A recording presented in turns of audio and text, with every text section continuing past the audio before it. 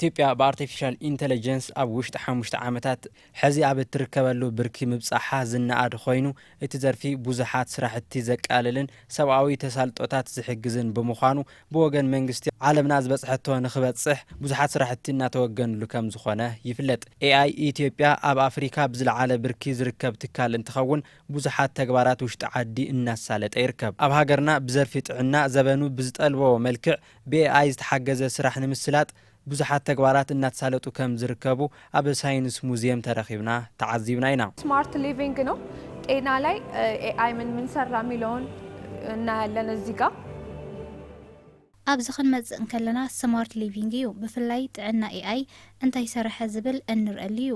እዚ ንሪኦ ዘለና ኣብ ጥዕና እንታይ ሰሪሑን እናሰርሐን ዝብል እዩ።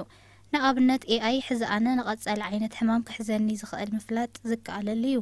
ብተወሳኺ እውን ኣብ ሃገርና ናይ ርእሲ ሕማም እጢ ሓደ ዶክተር ኤምኣይ ራይስ ሲቲ ስካን ድሕሪ ምልዓሉ እቲ ሕማም ኣበይ ከም ዝርከብ ነዊሕ ግዜ ዝወስደሉ AI ግን ብሰከንድ እቲ ሕማም ፈልዩ ወይ ድማ ፈሊጡ ዝነግረና እዩ። ብተወሳኺ እውን ካልኦት ተላበርቲ ሕማማት ክሳብ መፍትሒኦም ኣብዚ ስክሪን እናሕለፈ ምርኣይን ምርዳእን ንኽእል ኢና። ስለዚ ኣብ ዘርፊ ጥዕና AI ኣብ ሃገርና ብዙሓት ነገራት እናሓገዘ እዩ ዝርከብ። ከም እውን ገዛ ንገዛ ሕክምና ቴሌፎን ብምቕማጥ ግዜ ኸየባኸና ብቕልጣፊ መፍትሒ ንረኽበሉ ዝሕግዝ እዩ።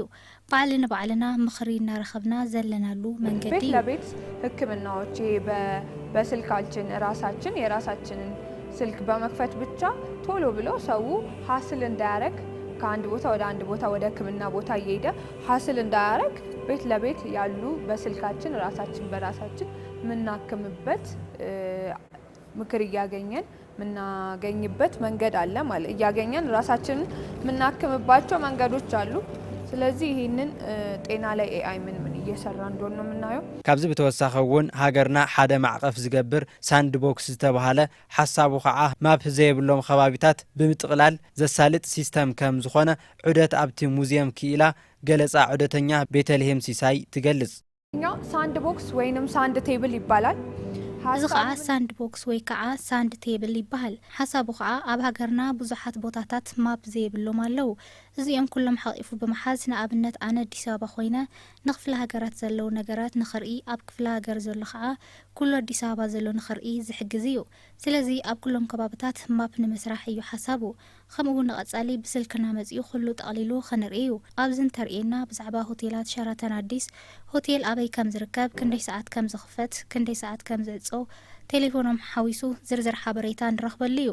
ኣብዚ ጎግል ማፕ ብዝሓሸ ሓበሬታ ዝህብ እዩ። ዘጋል ስልክ ቁጥራቸውን ጨምሮ ዲቴይል የሆነ ኢንፎርሜሽን የምናገኝበት ነው ማለት ነው።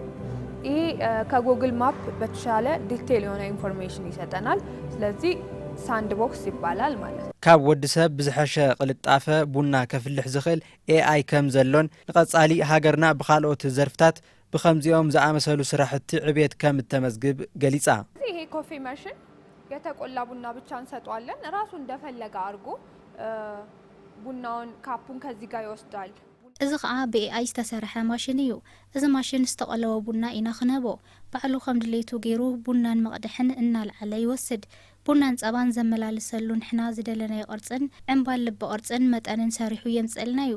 ብተወሳኺ ድማ ፎቶና ብምውራድ ባዕሉ ኣብ ማክያቶ ፕሪንት ይገብር እዩ። ልክዕ ከምዚያ ዕምበባ ከም ዝገበራ ንእሽተን ደቃይቕ እዩ ዝወስድ። ሕዚ እታ ካብ እናወሰደ እዩ ዘቐምጠሉ ቦታ ኣዳልዩ ኣቐሚጥ እዩ። እቲ ቡና ቀዲሑ ብስነ ስርዓት ይቕምጦ።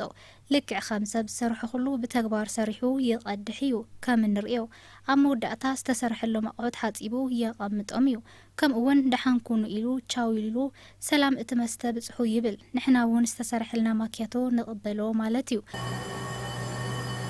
መጨረሻ ላይ እንደዚህ አጥቦ ነው የሚያስቀምጠው። አጠበው ከዛ መልሶ ወስዶ እንደዚህ ያስቀምጠዋል ማለት ነው። ፋይናሊ ቻው ቻው ይለናል። ቻው ቻው ብለነው መጠጡ ደርሷል ሲለን እንቀበለው። በሓፈሻ ኢትዮጵያ ንዕቤትን ስልጣንን ህዝቢ ዝሕግዙ ብዙሓት ስራሕቲ እናወገነት ከም ትርከብውን ተሓቢሩ።